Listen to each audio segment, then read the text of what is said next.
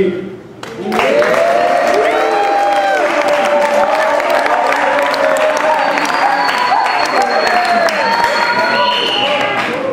Before Bill goes off, have comment about talking about McKee here, I just want to thank the parents. Because I know we had several conversations during the off season, and I know there was some issues in the past, and I know that you guys are definitely frustrated.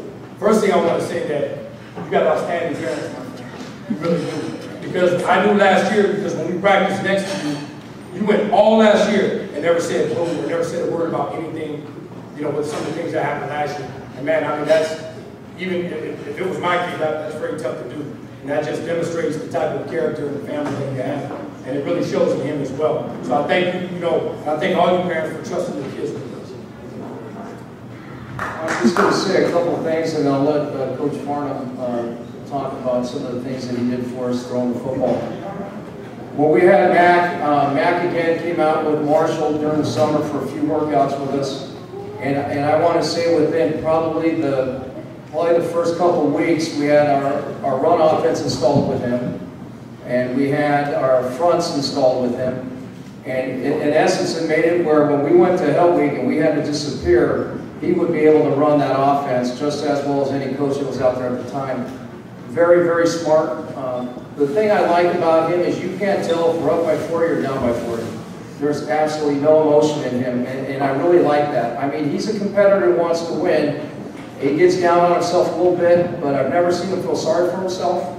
I've never seen him say anything negative to a player that may have dropped the ball or may not have made a block. I think the only issue I had with him was when he wouldn't read on zone plays, and we fixed that, and we basically had to tell him to run. But the way you are as an athlete, I can only imagine what you are outside at home with your family. You're solid and you're grounded. And we've had the opportunity to coach several good quarterbacks.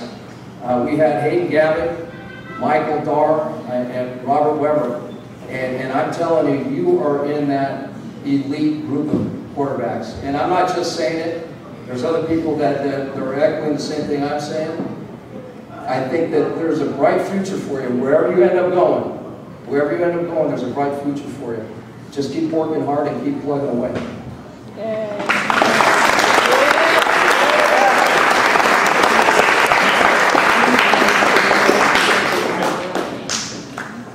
I've watched Mac for more years than he's known. I see Mac show up when I was coaching in Clearwater. And I was talking to Coach Miley, I said, who is that? And I watched him, and I knew he was a special kid. I don't even know how old he was. He must have been 10, 9. Mario said, I'll never get that kid. When I rolled up and I was blessed to be part of the staff and knowing that this kid was coming to me, I was giddy. This is a kid that I wanted to coach for many years. Okay? He is a special kid.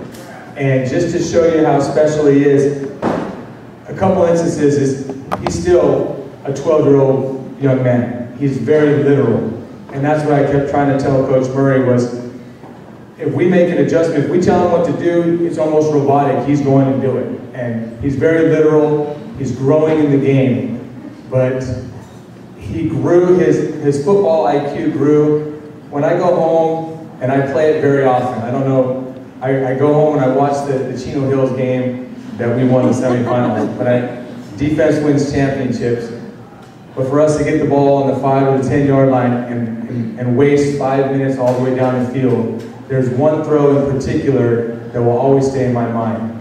We had talked over and over and over about the mirror route, that we love to throw deep, we love to throw deep. And I kept telling him, we run this thing at Centennial called sit out, where I guarantee you this kid will not be guarded. If you run through your progressions, he'll be wide open.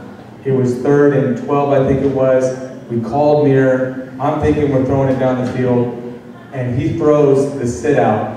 And I looked over at Bill, and I'm jumping up and down, telling him, he just threw the sit out, and it just was a true testament to his football IQ. He went through his progressions, he made an outstanding read, he kept the drive alive, and ultimately we were Super Bowl champions because of it.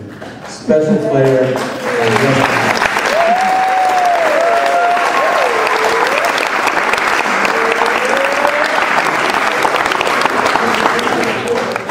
I'm just going to say 3 quick things and then we'll yourself so you guys can go home. I know we're going to go work right now. First things first, we as coaches talk about MVP awards and best offensive player and best line and all that. And as we talked about it, we decided not to go that route because I felt like we have so many special kids, and we talk all year about being a team. And I didn't want to individualize anybody. I felt like we have a bunch of MVPs here. And so I didn't want to just start singling people out. That's the reason we didn't do it. If it bothers somebody, I apologize, but that's just kind of how we do it. To you guys, I just want to say that, again, thank you very much for trusting us and trusting the coaches. I thank you for the fact that you guys showed up every day, whether you were sick, whether you had a lot of homework, whatever it is you did. And all the joking aside, guys, and I know we talk trash about the different high schools, but to be very honest with you, wherever you guys go, and this is just from experience at the high school, wherever you choose to go, be proud where you go and compete wherever you go. So if you decide to go to Santiago, if you decide to go to Corona, Roosevelt, wherever it is you go, if you get there your first year and you don't start, don't all of a sudden want to go to another high school.